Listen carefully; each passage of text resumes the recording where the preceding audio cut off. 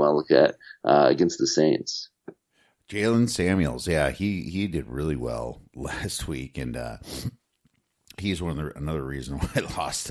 Jalen Samuels was a great pickup, and they said it was going to be Dixon and stuff, but no, it was Samuels that was the key back. It wasn't much of a share either, right?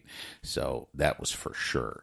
Loved Elijah McGuire there, Dave. I had him at the top of my list against the Packers' banged up D line. It's like they're all second stringers or third stringers on their D line right now.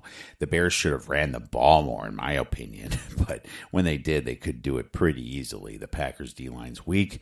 Elijah McGuire, he's also a threat in the pass. So love him, man. Great pick, great call there. Kiki Kuti or whatever for the Texans. He's playing the Eagles team. I think he should be back. He missed because of injuries this week, but I think he should be back. And the Eagles have a pretty banged up secondary, kind of like him.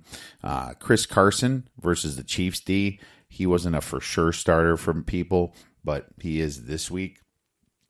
Calvin Ridley versus Carolina's D. I think Atlanta's kind of shut it down, and I believe Julio Jones won't be playing much because they're going to want to save him and the investment that they have in him. So I can see a lot of targets going into their young wide receiver, Calvin Ridley, against a really bad Carolina passing D who just lost the season.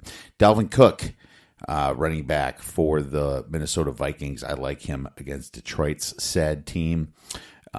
Baker Mayfield, quarterback versus Cincinnati's bad D.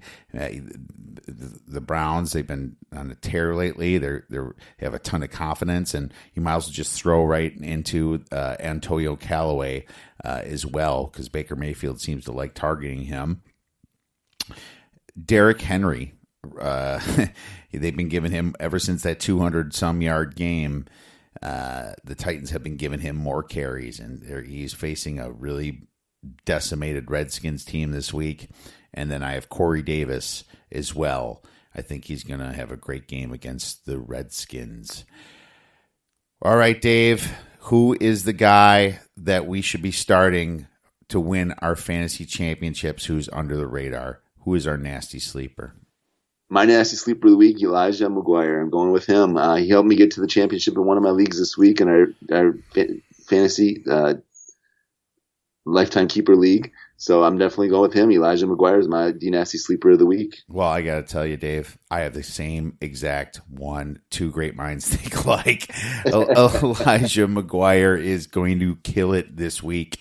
So I think he's an RB2 at the lowest. I love his upside here. He's going to get some points. Since you said that, I guess if I was going to go with anybody else, I would probably go with Alfred Blue, but Elijah McGuire, I definitely think he's got the most upside this week, my man. Well, Dave, man, it's been a fun year. I really appreciate you coming on every single Monday. Mondays are tough, I understand, and I'm sure the fans out there really appreciate it too. We're going to do a fantasy baseball podcast, just probably one or two. One for sure before the draft. We're going to throw out some sleepers there. I know fantasy baseball isn't nearly as big as fantasy football, but we play it. We've been playing it for well over 10 years now. And in case you're in a league, maybe you don't have to do much research, and we'll do it for you. We'll throw out some names for you that might help you win your league. So I'm going to have Dave back for that, probably early March for something like that during the spring training. Any last thoughts, Dave?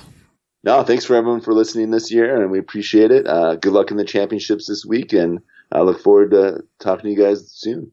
All right, everyone. That is my man, D Nasty. You can tweet him at DNasty, #1, or tweet us at the OddsBreakers. Hey, if you're in your fantasy league still, or even playing for third place, best of luck this weekend.